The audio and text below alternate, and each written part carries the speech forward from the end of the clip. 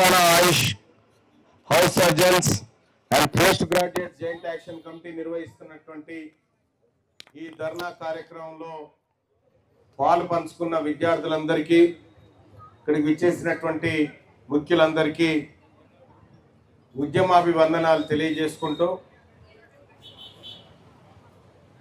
ఇక్కడికి మేమంతా రాజకీయ నాయకులం కాబట్టి మాకు రాజకీయ ప్రయోజనాలు ఉంటాయి. రాజకీయ నాయకుడికి రాజకీయ ప్రయోజనాలు ఉంటాయి. కానీ ఇక్కడ ఈ ఎండలో కూర్చున్నటువంటి పిల్లలకు ఏం కావాలి, అది ఎవరు చేయాలి, ఏం కావాలి, ఎవరు చేయాలి, ఎక్కడ ఆగిపోయింది, సమస్యకు పరిష్కారం ఎక్కడ ఉంది, ఈ 2-3 విషయాల చుట్టే మనం మాట్లాడుకోవాల్సినటువంటి అవసరం ఉంది. చాలా కాలం నుంచి నా దగ్గరికి ఈ ఆయుష్ సమస్యలను తీసుకొని చాలామంది మిత్రులు కొన్ని సంవత్సరాలుగా వస్తూనే ఉన్నారు. మేము అనేక సార్లు ప్రభుత్వం ముందుకు తీసుకుపోతూనే ఉన్నాం. అయినా కూడా ప్రభుత్వంలో కదలిక లేదు. ఇదేదో ఇప్పుడు వచ్చిన రేవంత్ రెడ్డి ముచ్చట కాదు, గతంలో ఉన్న కేసీఆర్ కథ కూడా గదే.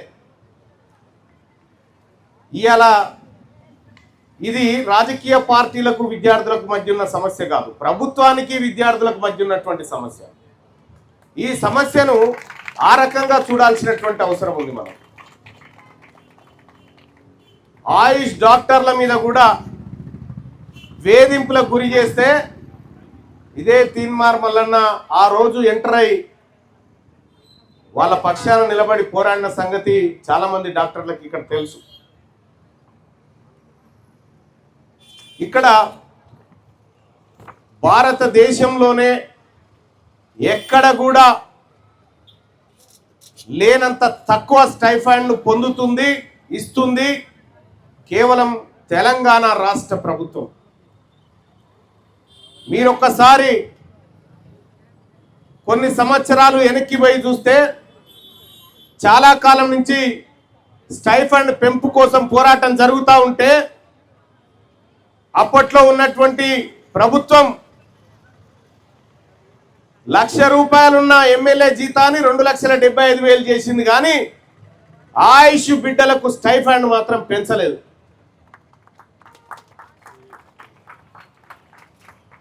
ఇంకా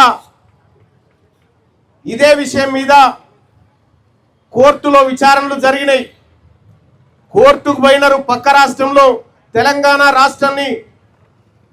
రాష్ట్రం నుంచి విభజించబడ్డటువంటి ఆంధ్రప్రదేశ్ రాష్ట్రంలో స్టైఫండ్ పెంపు 2025లో అక్కడి ప్రభుత్వం చేసింది.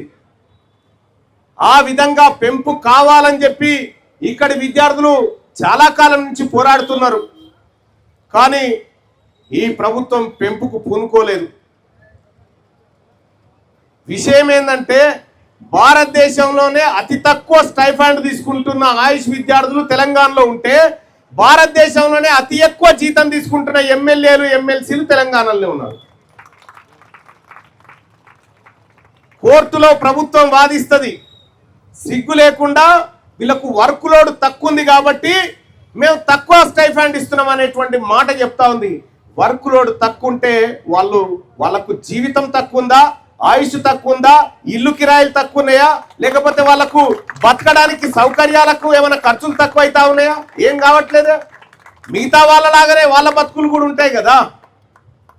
ఈ ప్రభుత్వానికి చేతగాక వర్క్ లోడ్ ఇవ్వకపోతే ప్రభుత్వం ఫెయిల్యూర్ అవుతుంది తప్ప వీళ్ళు వర్క్ చేయరని చెప్పిరా?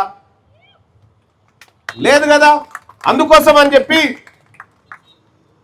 పక్క రాష్ట్రంలో ఏ విధంగానైతే పక్క రాష్ట్రంలో ప్రతిసారి చెప్తూనే ఉంటారు, మేము తెలంగాణ నుంచి విడిపోయిన తర్వాత ఆర్థికంగా హైదరాబాద్ ఆర్థిక క్యాపిటల్గా ఉండే అప్పుడు మాకు ఇలా అది దూరం అయిపోయింది, మేము ఆర్థిక ఇబ్బందుల్లో ఉన్నామని. ఆర్థిక ఇబ్బందుల్లో ఉన్నటువంటి ప్రభుత్వం ఏమో స్టైఫండ్ పెంచుతుంది. మిగులు బడ్జెట్తో పుట్టిన తెలంగాణ రాష్ట్రంలోనేమో అర్ధాకలితోని ఆయుష్ విద్యార్థులు బతకాల్సినటువంటి పరిస్థితి వచ్చింది.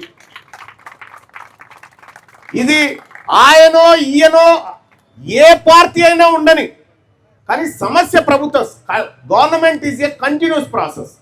ఆడ ఎవడున్నా కూడా ఏ వర్గం వాడు ఏ పార్టీ వాడున్నా కూడా ఈ ఆయుష్ విద్యార్థులకు జరుగుతున్నటువంటి న్యాయం ఏమీ లేదు. ఇవాళ చాలా రాష్ట్రాల గురించి మాట్లాడుకుంటున్నాం. కొన్ని రాష్ట్రాలలో కొంత మెరుగే ఉంది. ఈ విషయంలో కేంద్ర ప్రభుత్వం కూడా జోక్యం చేసుకోవాల్సినటువంటి అవసరం ఉంది. కేంద్ర ప్రభుత్వం కూడా జోక్యం చేసుకోవాల్సినటువంటి అవసరం ఉంది. ఇది విద్యార్థుల భవిష్యత్తుకు సంబంధించినటువంటిది. రేపు పొద్దున ఎవడన్నా ఈ ఆయుష్ విభాగంలో చదువుకుందాం అనుకుంటే అటు వద్దు బిడ్డ వద్దులే అని చెప్పి బ్యాగ్ తీసుకుపోయేటువంటి పరిస్థితి ఉంది. ప్రాచీన కాలం నుంచి వస్తున్నటువంటి ఈ వైద్య కళలకు మనం ప్రోత్సాహం ఇవ్వకపోతే, మనం వాళ్ళకు అండగా నిలబడకపోతే మరి ఎట్లా ఈ విధానాన్ని ముందుకు తీసుకుపోయే అవకాశం ఉంటుందని చెప్పి నేను ప్రభుత్వాన్ని అడుగుతా ఉన్నాను. ఈ రాష్ట్ర ప్రభుత్వాన్ని డిమాండ్ చేస్తా ఉన్నా,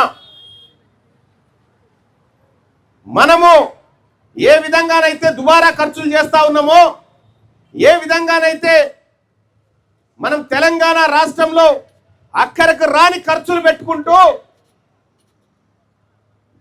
ప్రజా సంపదను లూటీ చేస్తా ఉన్నామో, ఇక్కడ ఉన్నటువంటి ప్రజలం మేమే చెప్తా ఉన్నాం, పన్నులు కట్టేటోళ్ళం మేమే చెప్తా ఉన్నాం, మా పన్నుల ద్వారా వచ్చే డబ్బులతో వీళ్ళకి స్టైఫండ్ పెంచమని అడుగుతా ఉన్నాం. మేము మీ ఇళ్లలోంచి డబ్బులు ఇవ్వమనట్లేదు. ముఖ్యమంత్రి రేవంత్ రెడ్డి గారు ఈ విషయంలో తక్షణమే స్పందించాల్సినటువంటి అవసరం ఉంది. బట్టి విక్రమార్క గారు, మీరు కూడా గతంలో అసెంబ్లీలో మాట్లాడిన సందర్భంలో నేనే 1-2 సార్లు ఈ సమస్యను మీకు బ్రీఫ్ చేసిన, ఇది మాట్లాడమని చేసిన సందర్భంలో మాట్లాడిరు.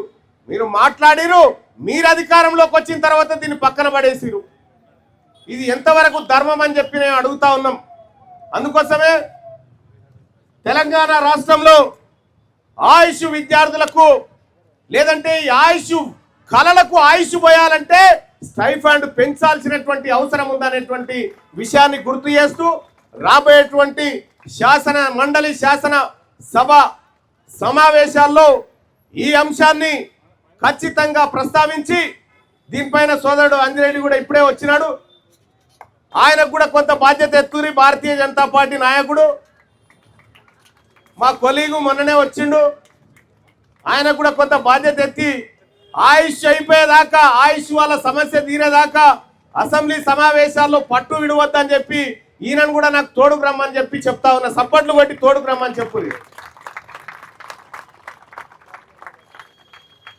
మీరు గత కొన్ని రోజుల నుంచి చేస్తున్నటువంటి ఉద్యమానికి తీన్మార్ మల్లన్నగా మీ సోదరుడిగా సంపూర్ణ మద్దతు తెలియజేసుకుంటూ రాబోయేటువంటి రోజుల్లో మీ ఉద్యమానికి మీ పోరాటానికి అండగా నిలబడమే కాదు, పరిష్కారం వైపు మా వంతు ఒత్తిడిని ప్రయత్నాన్ని కూడా చేస్తామని ఈ సభా వేదిక ద్వారా మీ అందరికీ హామీ ఇస్తూ ఇక్కడికి ఆహ్వానించినటువంటి విద్యార్థులందరికీ ఉద్యమాభివందనాలు తెలియజేసుకుంటూ సెలవు తీసుకుంటా ఉన్నా.